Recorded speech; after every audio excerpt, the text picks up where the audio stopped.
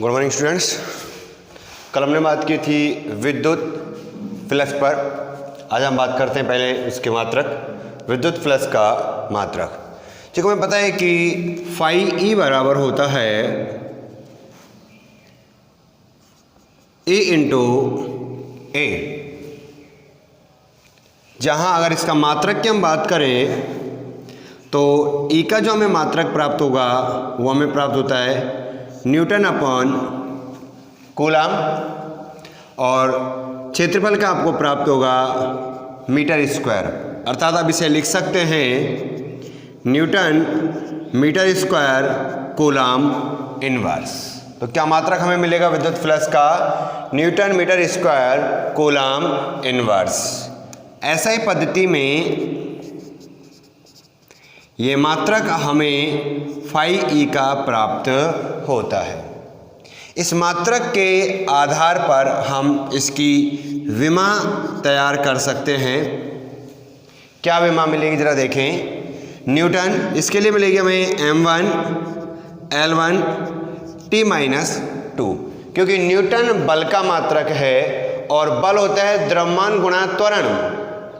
तो द्रव्यमान हो गया m1, त्वरण होता है मीटर सेकंड इनवर्स 2, तो मीटर के लिए L1 और सेकंड इनवर्स 2 के लिए हो गया T⁻²।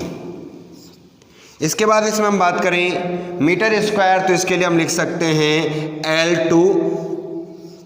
फिर हम बात करें कूलम को लेकर के। कूलम आवेश का मात्रक है और आवेश को कहा जाता है एम्पियर इंटू सेकेंड। तो इसके लिए विमा बनेगी A-1 T-1। अगर सभी को एक साथ लिखें तो हमारी विमा तैयार होती है m1 L1 और L2 हो जाएगा L3 T-2 और T-1 हो जाएगा -3 A-1। इस तरह हमें विद्युत फ्लक्स का मात्रक newton metre square coulomb inverse तथा उसकी विमा m1 L3 T-3 A-1 हमें प्राप्त होती है। इसी मोमेंट में, इसी चैप्टर में हम थोड़ा आगे बढ़ें और अब हम बात करेंगे सतत आवेश वितरण के लिए। देखो, आवेश क्वांटीकृत होता है, अर्थात आवेश क्वांटा के रूप में पाया जाता है, इसका मान क्वांटीकृत होता है। लेकिन यदि क्षेत्रफल बहुत कम हो, क्षेत्रफल कम मिले और आवेश अधिक हो, अर्थात कम क्षेत्रफल पर, अति अल्प क्षेत्रफल पर अधिक आवेशों को अगर रखा जाए, अधिक आवेश वहां विस्थापित किए जाएं, तो उस पृष्ठ पर आवेश का जो वितरण होगा वो सतत आवेश वितरण कहलाएगा। एक बार फिर से रिपीट हम कर रहे हैं कि सतत आवेश वितरण किसे कहते हैं? कि जब किसी पृष्ठ का क्षेत्रफल कम हो और उस पर स्थित आवेशों की मात्रा बहुत अधिक हो, तो उस पृष्ठ पर उपस्थित आवेश या उस पृष्ठ पर वितरित आवेशों को सतत आवेश वितरण कहा जाता है। सतत आवेश वितरण 3 प्रकार के होते हैं। कौन कौन से 3 प्रकार हैं? सबसे पहले आता है रेखीय सतत आवेश वितरण। रेखीय सतत आवेश वितरण आपको प्राप्त होता है। तो हम पहले इसी के बारे में बात करते हैं। एक बार 1 बाय 1 बात करेंगे। पहले हम रेखीय आवेश वितरण के बारे में बात करते हैं कि रेखीय सतत आवेश वितरण किसे कहते हैं। देखिए, जब किसी चालक तार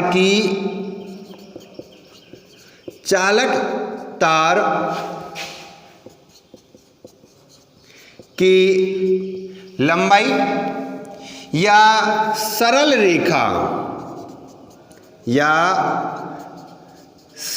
रेखा के अनुदिश, जैसे ये एक चालक तार है, मान के चलो ये एक चालक तार है और इस पर हमने प्लस आवेश उपस्थित कर दिया, तो किसी चालक तार की लंबाई या सरल रेखा के अनुदिश ये जो आवेश का वितरण आप देख रहे हो, इस आवेश वितरण को कहा जाता है रेखीय सतत आवेश वितरण। या फिर हम एक और डेफिनेशन दे सकते हैं, यदि आवेश वितरण एक विमीय हो, तीन तरह से विमाएं होती हैं, एक विमीय, दो विमीय और त्रिविमीय।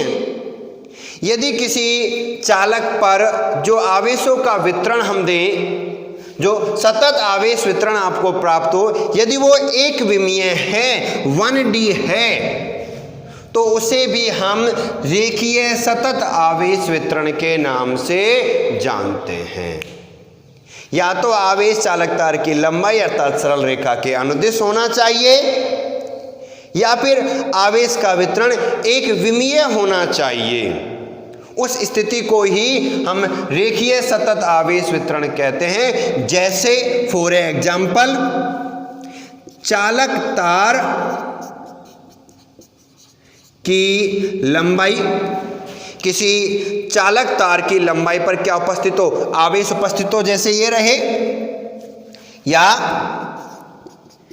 किसी वलय की परिधि, अगर किसी वलय, जैसे ये एक वलय हो गई, इस वलय की जो ये परिधि आप देख रहे हो, इस परिधि पर उपस्थित आवेश वितरण को भी हम सरल रेखीय आवेश वितरण अर्थात रेखीय आवेश वितरण के नाम से जानते हैं। तो आपके पास दो एग्जाम्पल यहाँ उपस्थित होंगे, या तो चालक तार की लंबाई पर या फिर वलय की परिधि पर जो आवेश वितरण मिलेगा। किस किस पर? या तो चालक तार की लंबाई पर या वलय की परिधि पर जो आवेश वितरण मिलता है, वो आवेश वितरण कौन सा होता है बेटा? रेखीय सतत आवेश वितरण होता है। अब हम बात करें आवेश वितरण में, किसमें? रेखीय आवेश वितरण में ही हम बात करेंगे। किसके बारे में? रेखीय आवेश घनत्व के बारे में, कि रेखीय आवेश घनत्व क्या होता है। जैसे आपने रेखीय आवेश वितरण पढ़ा है, इसी का एक सब टॉपिक है रेखीय आवेश घनत्व।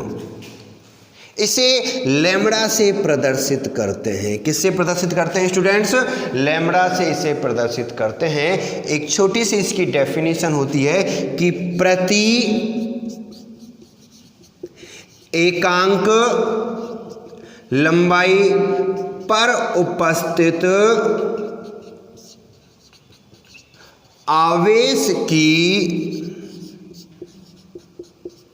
मात्रा, प्रति एकांक लंबाई पर उपस्थित आवेश की मात्रा को रेखीय आवेश घनत्व कहते हैं। अर्थात लैम्ब्डा बराबर आवेश की मात्रा,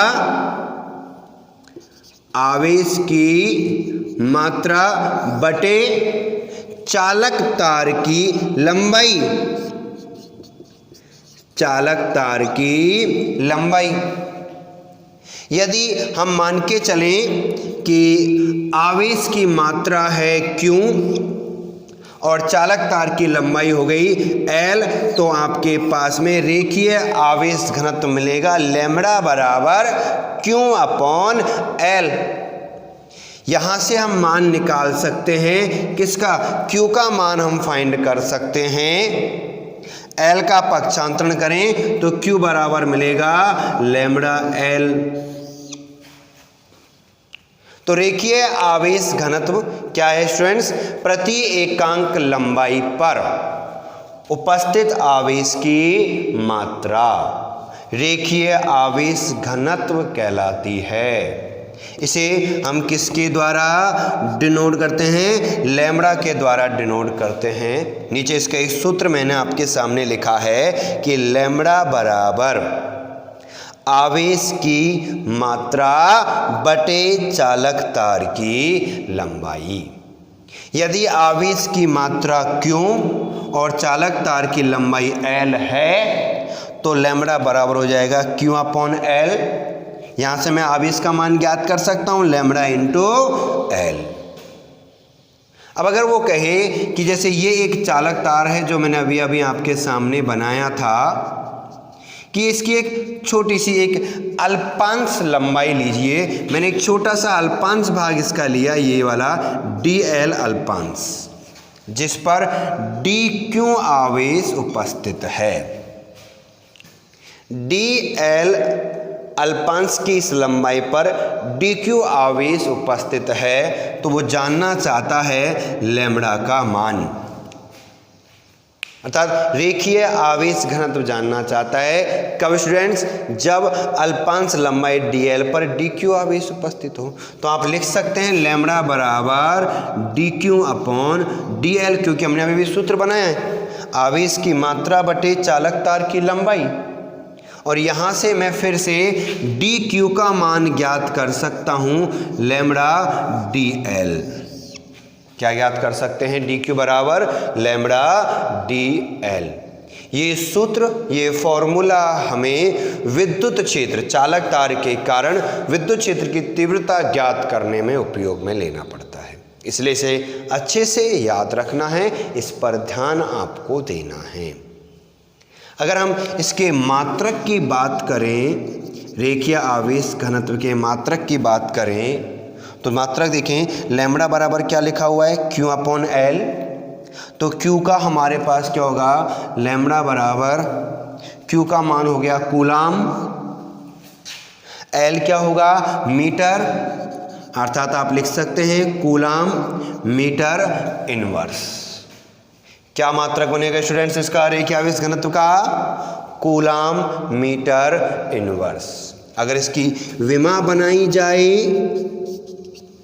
तो कूलाम की विमा हो गई A1T1 और मीटर इनवर्स की विमा हो जाएगी L-1।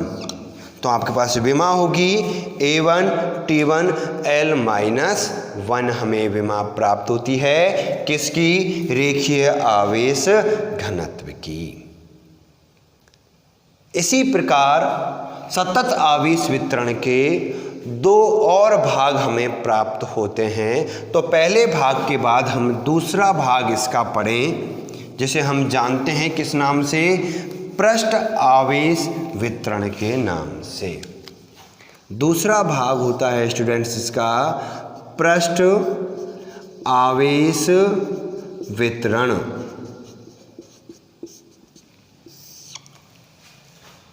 देखिए पृष्ठ आवेश वितरण कैसा होता है? जैसे हमने रेखीय आवेश वितरण पढ़ा है, इसी प्रकार होता है पृष्ठ आवेश वितरण।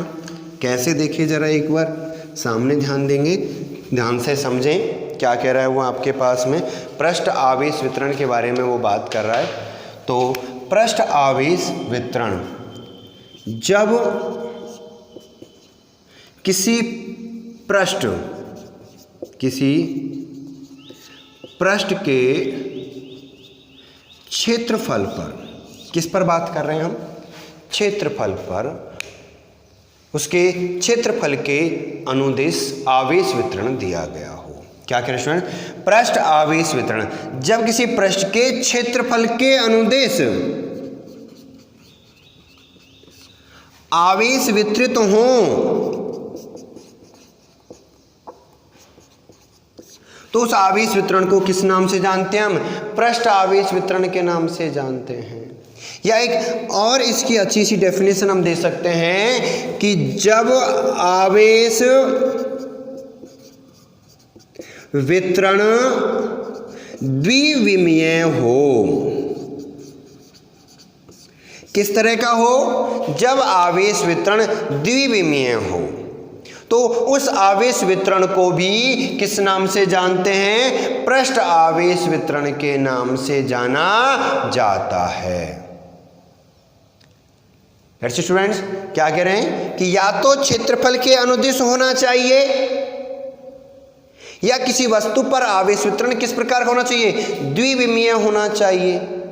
इन स्थितियों में ही कौन सा आवेश वितरण प्राप्त होता है? पृष्ठ आवेश वितरण हमें प्राप्त होता है। जैसे फॉर एग्जाम्पल अगर हम बात करें तो चालक या कुचालक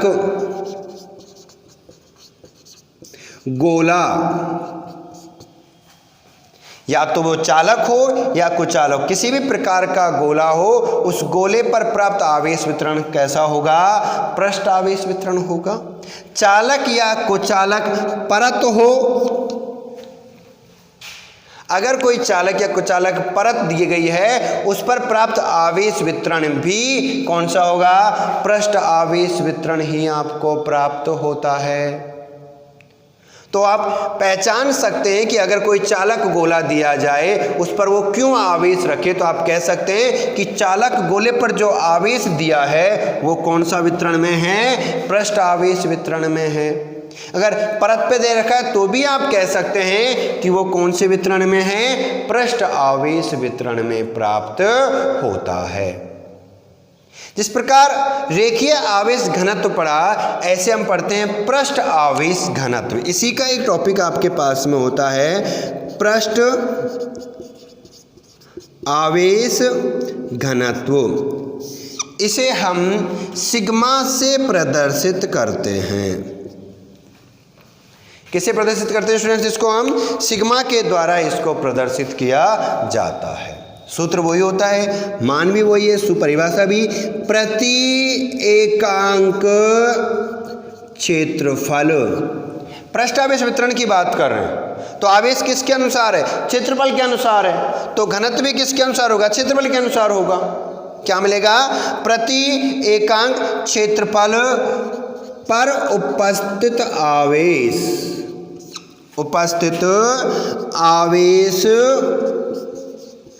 की मात्रा। प्रति एकांक क्षेत्रफल पर उपस्थित आवेश की मात्रा को पृष्ठ आवेश घनत्व कहा जाता है।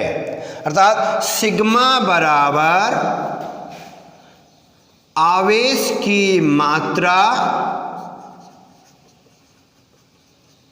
बटे पृष्ठ का या चालक का क्षेत्रफल। क्या सूत्र है स्टूडेंट्स? सिग्मा बराबर आवेश की मात्रा बटे पृष्ठ या चालक का क्षेत्रफल। अर्थात हम लिख सकते हैं सिग्मा बराबर Q अपॉन A। यदि आवेश की मात्रा Q और क्षेत्रफल A है तो सिग्मा का सूत्र बनेगा, पृष्ठ आवेश घनत्व का सूत्र बनेगा Q अपॉन A। यहां से अगर Q का मान फाइंड किया जाए तो Q बराबर हो जाएगा सिग्मा A। हम A का पक्षांतरण कर देते हैं, बटे में है गुणा में चला जाएगा और सूत्र बन जाएगा Q बराबर सिग्मा A। यहां से इसका मात्रक अगर हम निकालें तो सिग्मा बराबर हमें क्या प्राप्त होगा? Q का मात्रक हो गया कूलम और क्षेत्रफल का मात्रक होता है मीटर स्क्वायर, या हम इसे लिख सकते हैं कूलम मीटर इनवर्स 2, क्योंकि मीटर स्क्वायर जब ऊपर आएगा तो उसकी घात किस में चली जाती है? इनवर्स में चली जाती है। अगर इसकी विमा बनाई जाए तो कूलम की विमा होगी A1 T1 और मीटर इनवर्स 2 की विमा हो जाएगी L-2। तो पृष्ठ आवेश घनत्व की विमा प्राप्त होती है A1 T1 L-2 और मात्रक प्राप्त होता है कूलम मीटर इनवर्स 2। अब एक छोटी सी कंडीशन यहाँ अप्लाई करना चाहता है, एक स्थिति आपको समझाना चाहता है। क्या स्थिति समझा रहा है कि अगर मान के चलो सपोज डेट कि आपके पास एक पृष्ठ दिया गया है, वो कुछ इस प्रकार है। ये एक पृष्ठ आपके पास में है जिस पर प्लस Q आवेश उपस्थित है।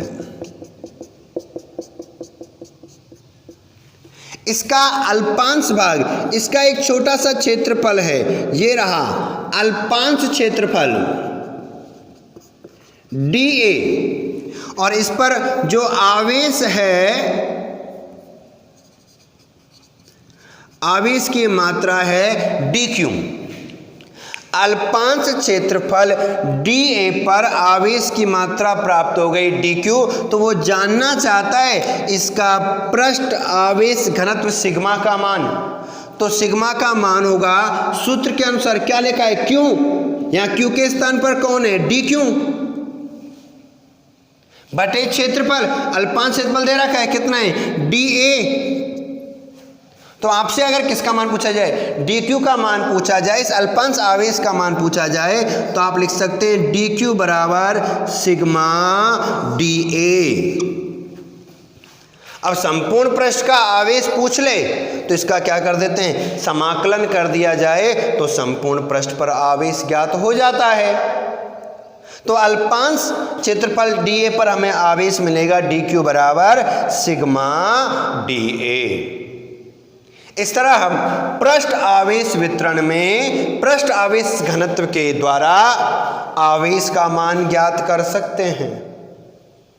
और पृष्ठ आवेश घनत्व जैसा मैंने अभी समझाया है कि आवेश की मात्रा बटे पृष्ठ का क्षेत्रफल, अर्थात प्रति एकांक क्षेत्रफल पर उपस्थित आवेश की मात्रा पृष्ठ आवेश घनत्व सिग्मा कहलाती है।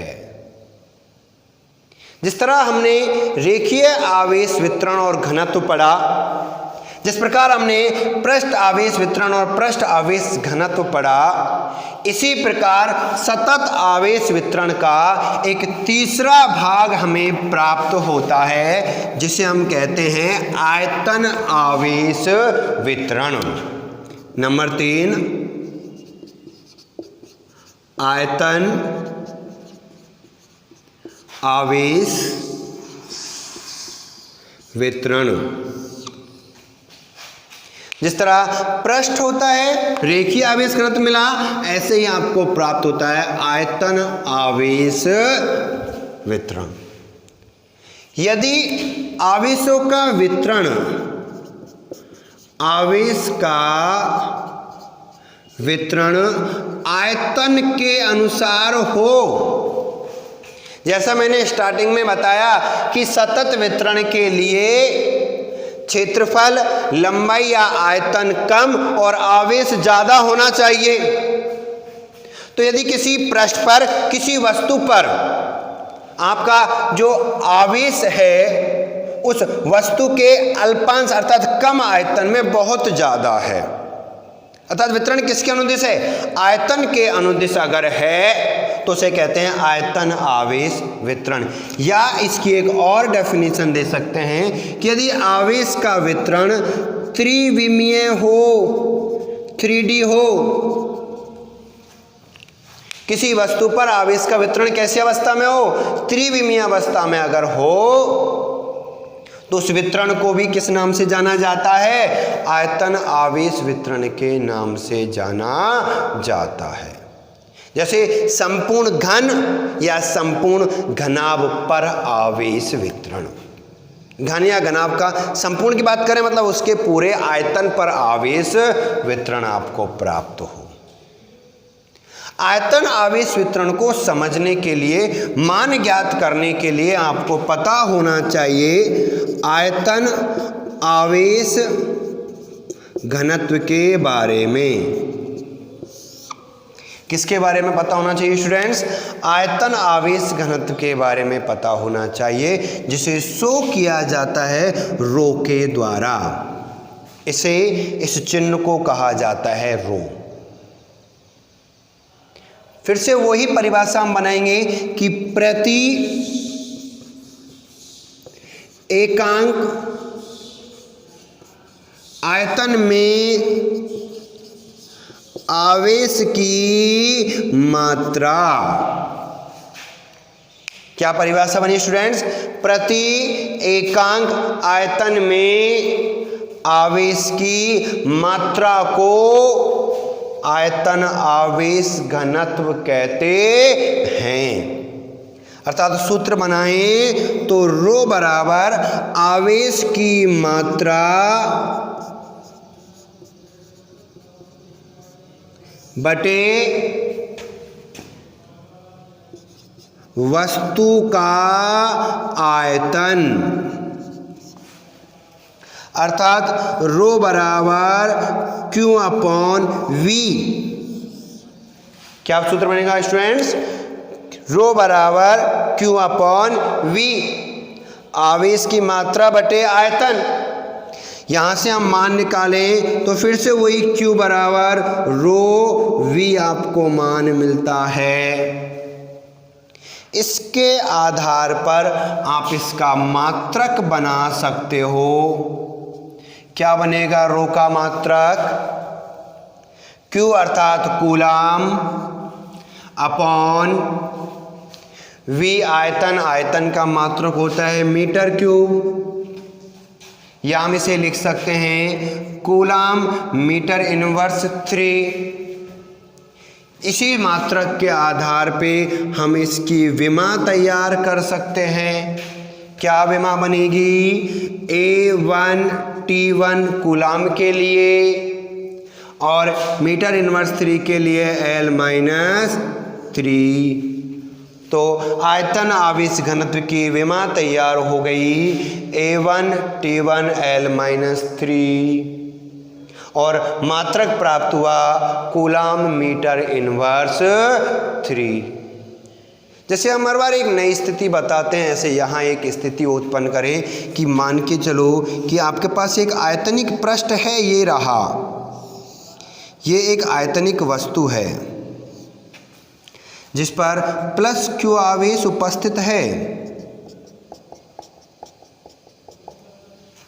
इसके अल्पांश आयतन में एक छोटा सा आयतन आपको दे रखा है, अल्पांश आयतन आपको दिया है dV, और इस अल्पांश आयतन में आवेश उपस्थित है dQ। तो यहां पर रो का मान आयतन आवेश घनत्व मिलेगा dQ अपॉन dV,